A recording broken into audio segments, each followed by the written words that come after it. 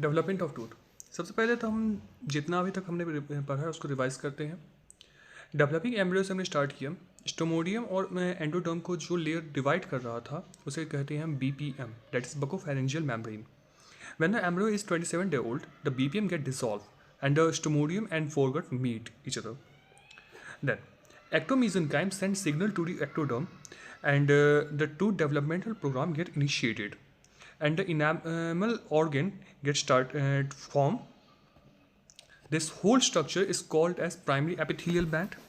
When the embryo is 7th week, the vestibular lamina, dental lamina, and successional lamina is formed. Vestibular lamina is from buccal side, dental lamina is from lingual side, and successional lamina is the lingual extension of the dental lamina. Then, the dental lamina form the primary teeth, and the successional lamina form permanent incisor, canine, and the premolar, while the distal proliferation form first, second, and third permanent molars. The development program of the first permanent molar is initiated at the 4th month of the intrauterine life, while the second molar 1 year after birth and the for third molar 4 to 5 years after birth. Remnants of dental lamina called as cell rest of serous. Tooth development में enamel organ form enamel, while the dental papilla form dentine and pulp. Dental follicle form supporting tissue, that is cementum, alveolar bone, and the periodontal ligament. Now, the development stage is bud stage, then cap stage, and the bell stage. Bell stage, there are two stages: early bell and advanced bell. Now, we are going to start from the bud stage.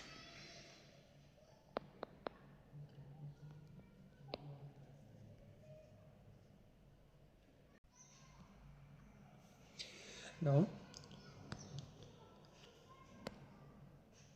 the epithelium of the dental lamina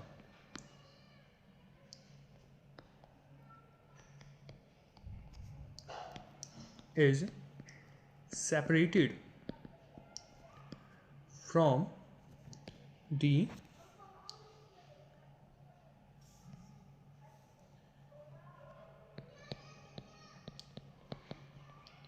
underlying ectomesenchyme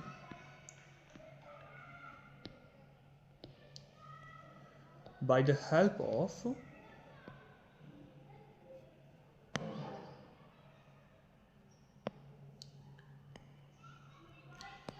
basement membrane.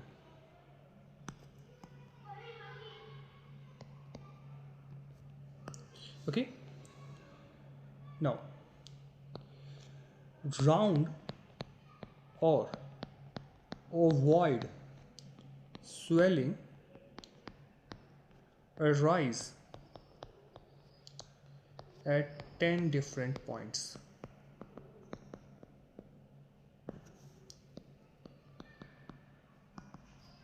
In the basement membrane,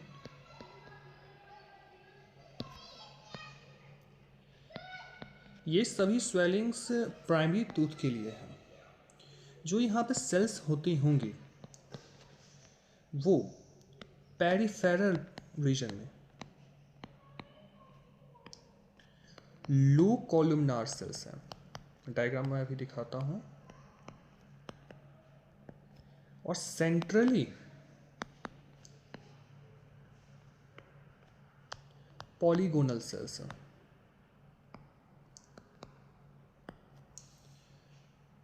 diagram कुछ इसका ऐसा है। ये dental lamina है। ये centrally location पर polyhedral sales मौजूद हैं। फिर इनामल ऑर्गन यहाँ पर है। जो कंडेंसेशन हो रहा है ऑफ एक्टोमीसेंकाइम वो ये रहे। ये आगे चल कर के डेंटल सैक में कन्वर्ट हो जाएंगे। Dental sac. फिर जो ये पेरिफेरल रीजन जो कहा जा रहा है, ये पूरा पेरिफेरी है, इसको कहा में क्यूबॉइडल सेल्स प्रेजेंट होते हैं। Now the next stage, cap stage.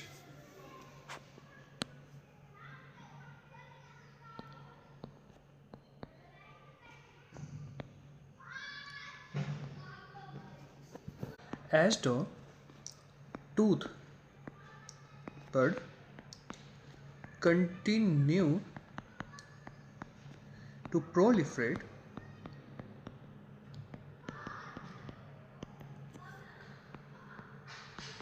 it does not expand uniformly.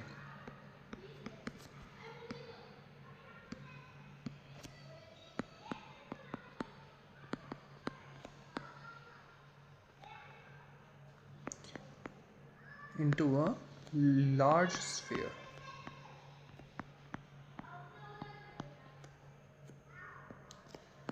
Unequal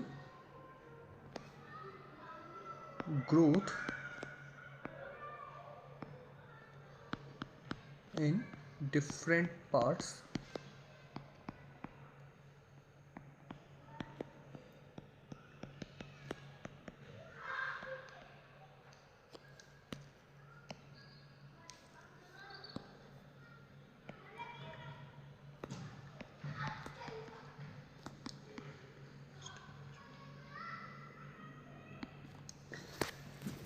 जो ये बर्ड स्टेज है, इसका बाद जो सेल्स अपने आप को प्रोलिफरेट करेंगे तो ये एक इन यूनिफॉर्मली एक्सपैंड नहीं करता लार्जर स्फीयर में, और एक अनइक्वल डिवीजन अनइक्वल डिफरेंशिएशन होता है डिफरेंट पॉइंट्स में, जिस कारण से एक कैप स्टेज की फॉर्मेशन होती है। इसका डायग्राम कुछ ऐसा है, डायग्राम कुछ इसका ऐसा है, दिखता है।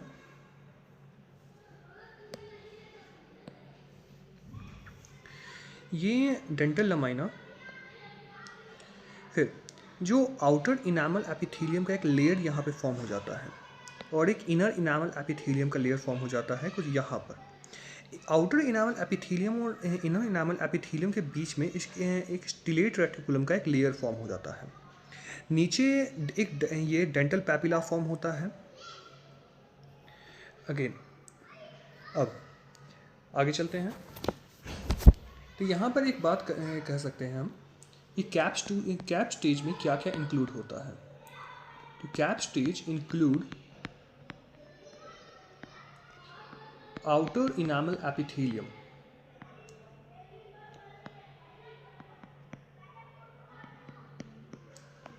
इसको हम कहेंगे OEE। Again then inner enamel epithelium,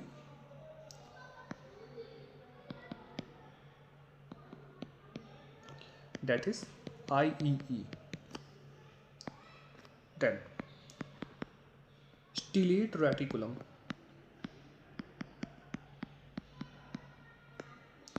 फिर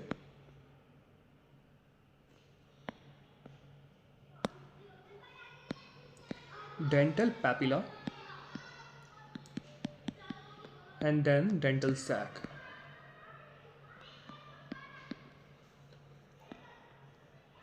अब इन सभी के बारे में थोड़ा सा पॉइंट्स देखते हैं। अब आउटर इनामल एपिथेलियम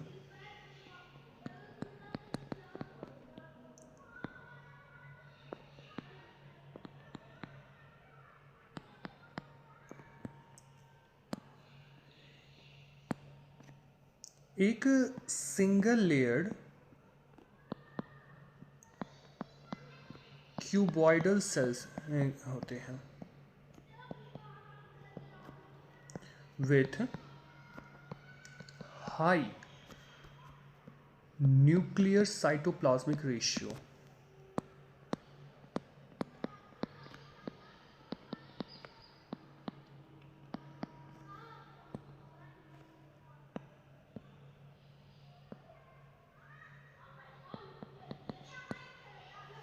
अगला है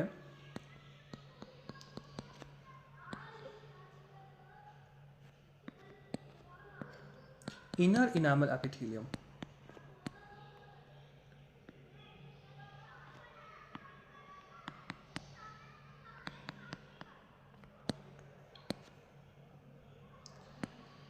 cells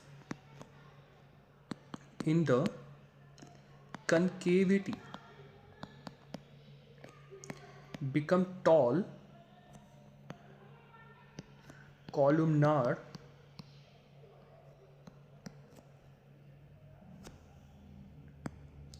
फिर इसमें सेंट्रली लोकेटेड न्यूक्लियाई है।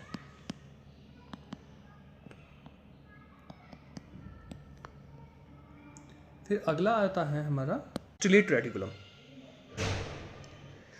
सेल्स जो आउटर इनामल एपिथेलियम और इनर इनामल एपिथेलियम के बीच में मौजूद थे, वो सेल्स ग्लाइकोज अमीनोग्लाइकन दैट इज गैग उसको सिक्रीट सिंथेसाइज करने लगते हैं in the extra cellular area. Gag जो ग्लाइकोज अमीनोग्लाइकन है वो हाइड्रोफिलिक इन नेचर होता है, जिस कारण से इस जगह पर वाटर का विड्रॉ होता है और इंटरसेलुलर स्पेस को इंक्रीज हो जाता है। ये सेल्स हैं वो आपस में with the help of desmosome attached होते हैं। तो उन जगहों पर अटैच रहने के कारण इनका एक स्टिलेट स्ट्रक्चर देखने को मिलता है that is star shaped. Cells between the outer enamel epithelium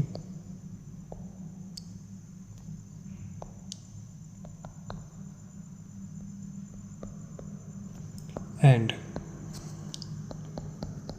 inner enamel epithelium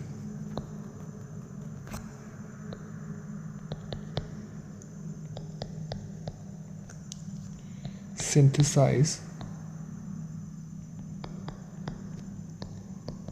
glycose aminoglycan that is GAG.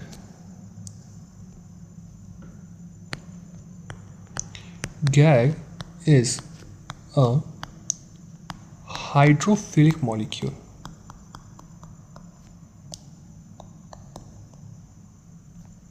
Means water loving.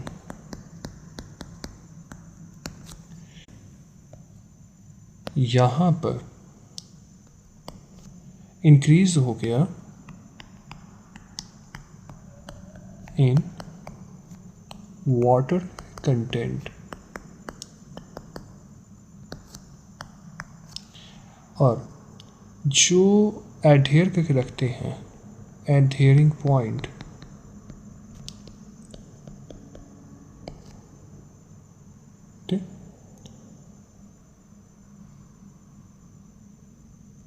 are seen very clearly, or this result into stellate shaped, इसको कहा जाता है star shaped.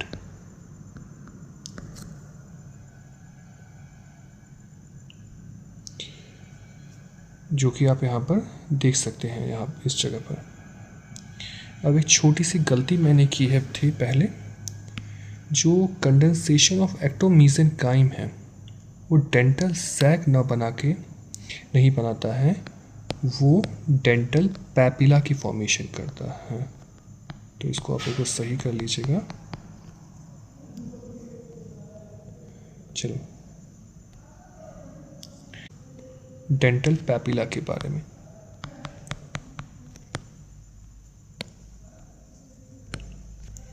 Dental papilla is the ectomesenchymal condensation। एक्टोमीसेनकाइम का condensation होता है जो कि आगे चल के which form dentine and pulp in their later stages।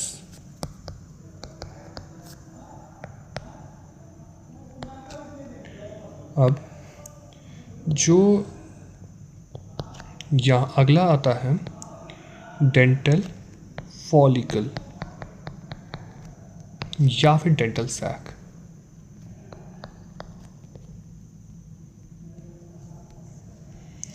अब डेंटल सैक जो है, जो वो एक ऐसा स्ट्रक्चर होता है जो इस पूरे स्ट्रक्चर को, ये पूरा स्ट्रक्चर को कवर करके रखता है।